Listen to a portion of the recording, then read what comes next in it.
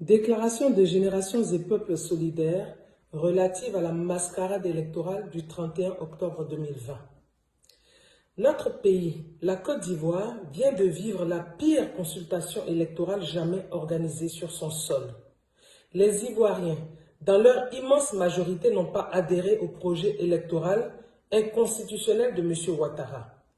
Les populations mobilisées partout sur le territoire national ont vaillamment empêché le déroulement du scrutin ou se sont abstenus d'y prendre part.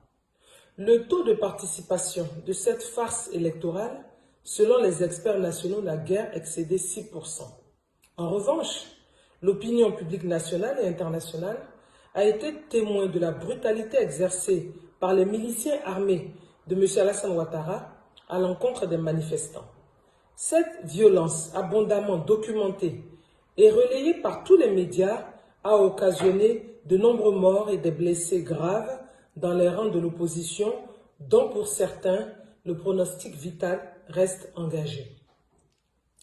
La Côte d'Ivoire, par le fait exclusif de M. Alassane Ouattara, se trouve plongée dans un état de quasi-guerre intérieure qui laisse apparaître les prémices d'un affrontement intercommunautaire et la déchirure durable du tissu social. Si rien n'est fait pour stopper cette dérive, notre pays risque de revivre les tourments d'un passé pas si lointain. M. Alassane Ouattara, président sortant, apparaît indéniablement comme le facteur d'instabilité et l'élément déstabilisateur de la Côte d'Ivoire. Aussi, Génération et Peuples solidaires s'incline respectueusement devant la mémoire de tous ces patriotes assassinés pour avoir défendu la souveraineté nationale. Exprime sa compassion aux blessés, victimes de la barbarie des milices de M. Ouattara. Félicite chacune et chacun de nos compatriotes pour leur engagement et leur détermination sans lesquels le mot d'ordre de désobéissance civile n'aurait pu connaître un tel succès.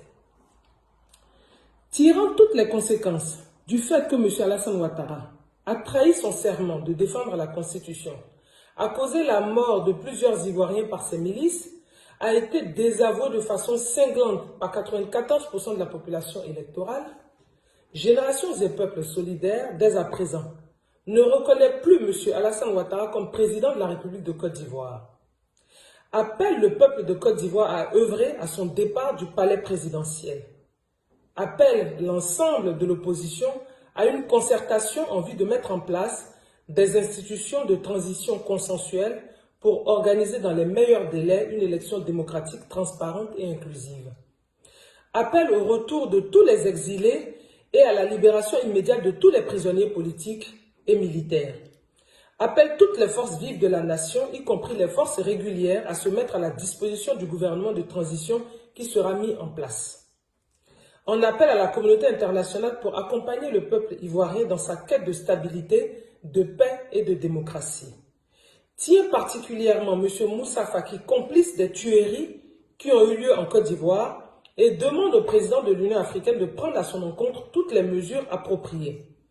Dénonce la trahison de certains observateurs de la CEDEAO et tient pour complice le président de la commission de la CEDEAO, l'Ivoirien Jean-Claude Brault.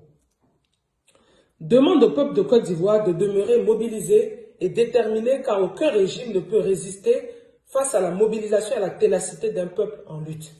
Fait à Paris le 31 octobre 2020 pour Génération et Peuples solidaires, Maître Afoussiata Bamba Lamine.